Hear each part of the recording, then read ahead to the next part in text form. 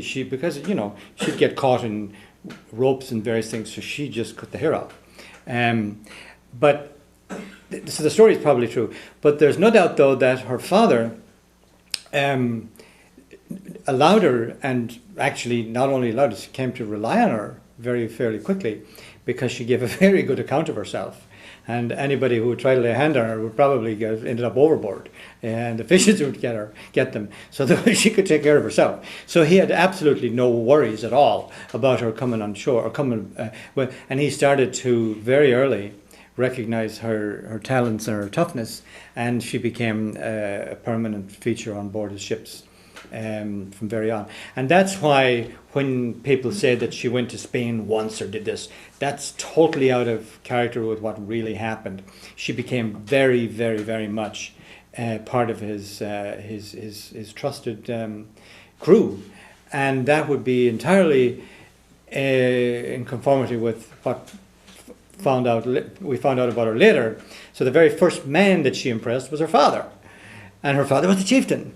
So that would have interesting. I've always got this theory. Let me just finish this one. That we're very closely connected to the Middle East and possibly to. It's kind of interesting that Arya, being a Persian, always comes to our classes.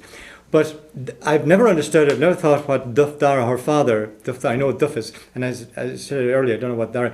But Arya, tell us what Dara means in Persian. Dara is a name for a male, of course, and he's a rich person who is capable of powerful, who's rich, who can accomplish a lot. It's a very old Persian name, and matches the name. So it's very common for ancient Persian if they have a boy and getting the family to give the boy name of Dara and the female Sarah or Sarah, we say. Yeah. S-A-R-A. We've found that many Dara times. Sarah, it's a very old name. That there's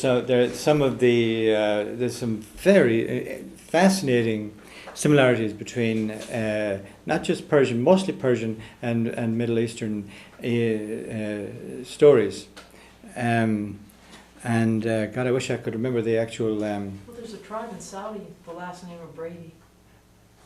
They just kind of got it. They're the lost tribe of Ireland. No, I'm not making it up. I'm sure there are, but I would, but that would be, of course, a modern, the reverse, the other way around, where Brady's. I mean, the Irish. There's somebody who went to Saudi, or who probably went there, maybe from the First World War, who kind of stayed around. There's Irish guys. No, it's an old tribe. Sorry. Well, we've talked a lot about Gráinne's father. Yeah. And, how he recognized her early on. And I wondered, what do we know about her mother? Nothing. Absolutely nothing. Which, again, underlines the extraordinariness of Gráinne. Because to be a woman in those days was to be nothing. You were really, especially under the English system, under the old Gaelic system, yes, you did have some status.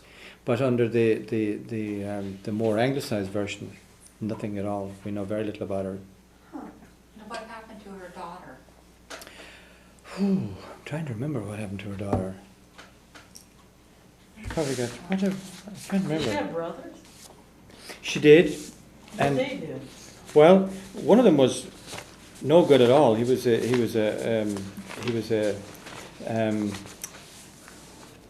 how would I say, a turncoat. He actually sided with Bingham on one occasion, and she never spoke to him again.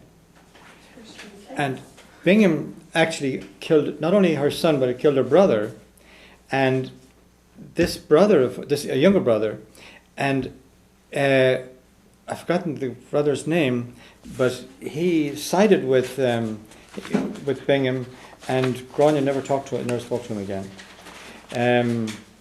Was he in the shipping business too? No, she was. So the dad set the daughter up instead of. Well, yeah, she just took it over. I mean, she yeah.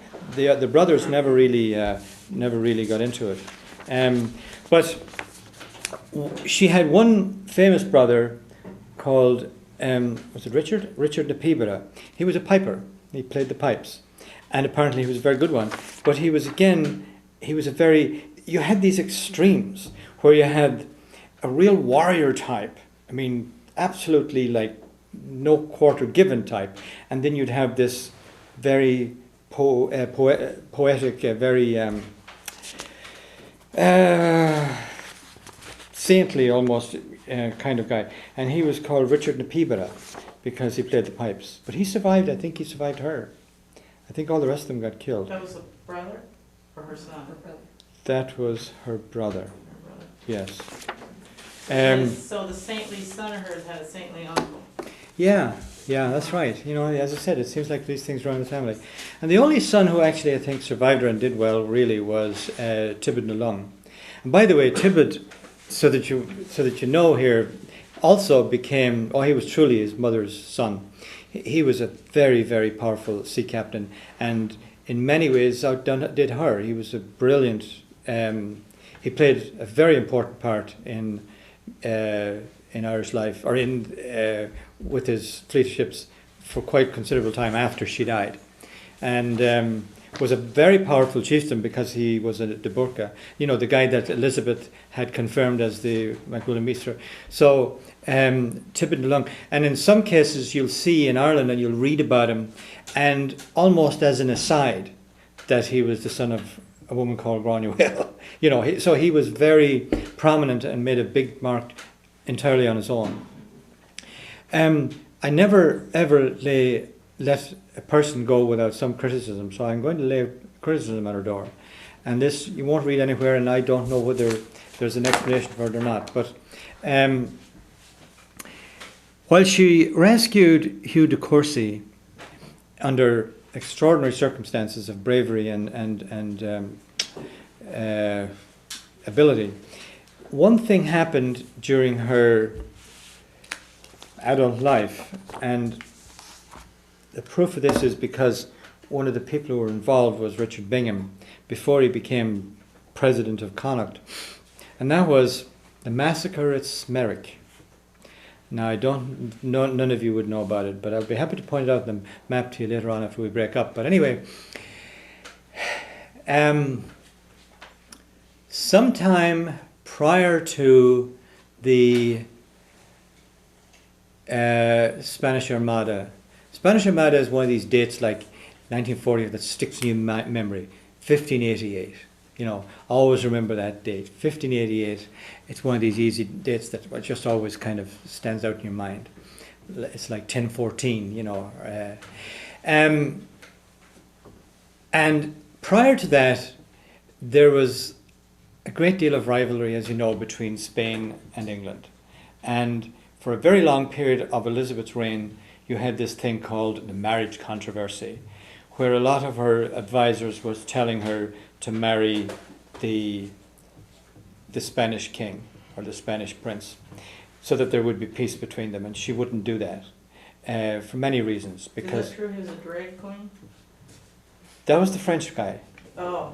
The French. No, I think Philip was okay. He did a lot of things. Philip actually fought in Austria and in the Low Country. He would have been a match for her, so to speak. But the French were the French nobility were very effete at that time, although the French military were quite good.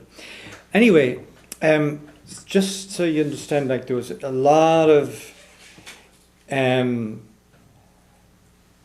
battle, a huge battle going on post-Reformation. Remember now, Britain, England under Elizabeth was Protestant and had broken away from Rome, whereas France and Spain had remained Catholic.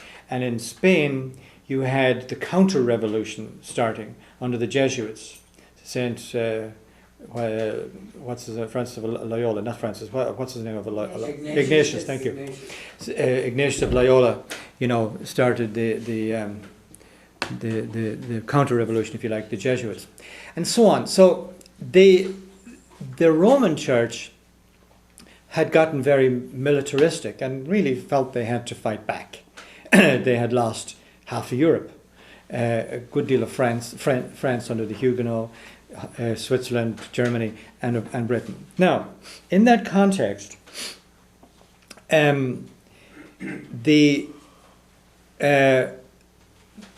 the Pope was not just a religious leader, he was also a very powerful political leader, and had the support, of course, of Spain and France, particularly Spain. And he responded to a request from Desmond, the Earl of Desmond, who was a very powerful old Norman Irish Earl,